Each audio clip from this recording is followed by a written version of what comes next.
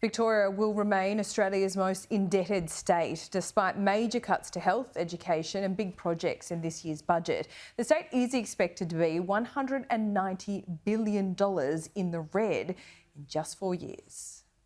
Budgets passed are usually wrapped in sweeteners. Tim Pallas's 10th is instead bound by debt. Times are tough for many Australians. Tough too for the Treasurer, interrupted giving his speech.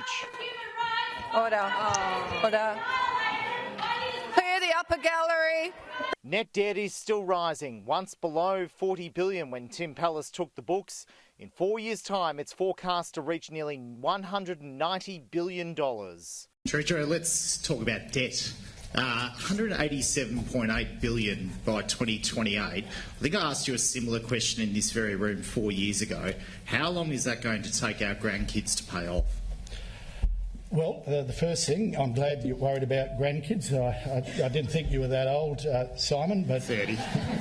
We only hope. We all aspire to good things in the future. The government will raise its waste levy and fire services levy by an average of $35 per household. It's trying to shrink the state's real estate portfolio by decreasing office space and also reducing advertising spending. We really welcome the news today that there'll be no increased tax burden for the property industry. However, we remain deeply concerned about the lack of positive initiatives to relieve the financial burden on the industry in delivering more housing supply. Spending on Suburban Rail Loop will continue and the Commonwealth is being bailed up for nearly $12 billion. A big broken promise: the government will no longer build a hospital at Arden in North Melbourne, blaming electromagnetic interference from the Metro Tunnel. A promise by Daniel Andrews. This is fully costed, fully funded. We're getting on and doing this. Undone by Jacinta Allen and Tim Pallas. I'm not always perfect. Interest is also rising. Interest will effectively adjust from time to time. We will be spending more on interest than we spend on families, more on interest than we spend on many parts of our education system. It's money that's simply being wasted. For a Labor government, this budget is quite conservative. There's no sign of the cuts, closures or mergers that many predicted would happen. Fiscal responsibility is also lacking, with net debt still rising. Ratings agencies Moody's and Standard & Poor's have already had their say, saying that they're not confident that Victoria will be able to pay down its debt by 2028. So Jacinta Allen says that this budget is about delivering for families. But the question is, could the government have gone further? We're not here to shuffle numbers around a page. We're here to recognise that we have a material impact on people's lives. But the numbers have still been shuffled. Labor has 2 years to prove they've done it right. Simon Love, Sky News, Melbourne. Let's go live to the Shadow Finance Minister now, Jane Hume. Is that a wry smile I saw just off camera there looking at Simon's report? You've got to admit the Labor government at a federal level is doing a lot better than Victoria. Well, the Labor government at a federal level has only been in for 2 years, but I think that yesterday's Victorian budget should be a warning shot right across the country. This is what happens with a Labor government that's settled in for the long term. The Labor government in Victoria clearly cannot manage money. It has sent Victoria broke and it is now having to unwind even its own commitments. Somehow, we are now no longer funding hospitals in Victoria, but are instead funding the boondoggle of the Suburban Rail Loop. And that's being assisted by the decisions being made by the federal Labor government too. If you want to look at wasted mismanagement, you don't need to look any further than the Labor government in Victoria. Okay, given what Michelle Bullock said yesterday about inflation and where rates might go this year and what she is willing to do if necessary, what does that mean for cost of living relief in the budget from Jim Chalmers? Does it need to be very targeted, perhaps, and minimal? I don't think Michelle Bullock could have been any clearer in yesterday's statement of monetary policy. quite frankly, that was a reasonably dire outlook that she was presenting us.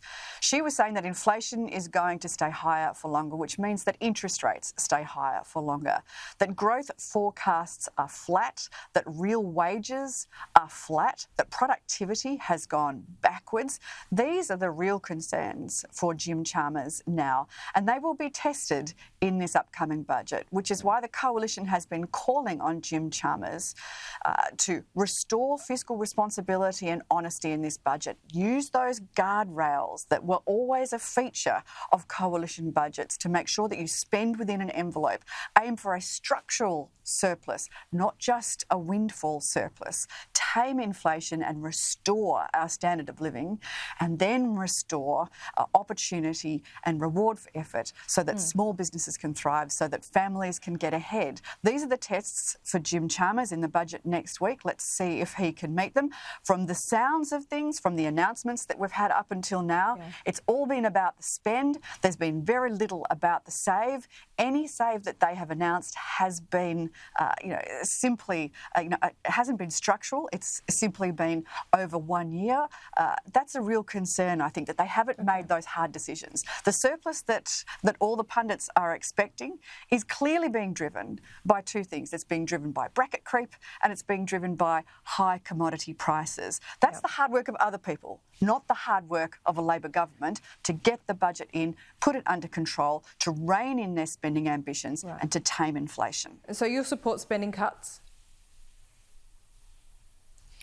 Well, we want to see what the structural saves are going to be in this budget because, quite frankly, if the government can't make those structural saves in the budget, that's simply fueling aggregate demand and making the inflation problem worse. And you can see that that's what Michelle Bullock is talking about. She's saying that the Reserve Bank is, by no means has it decided to take its foot off the pedal at this point in time because it has to go harder on monetary policy if the government isn't going to use its fiscal policy to tame inflation. So what about cost of living measures? We're hearing today that there'll be an extension or increase of the federal rent assistance. Do you think that would be inflationary?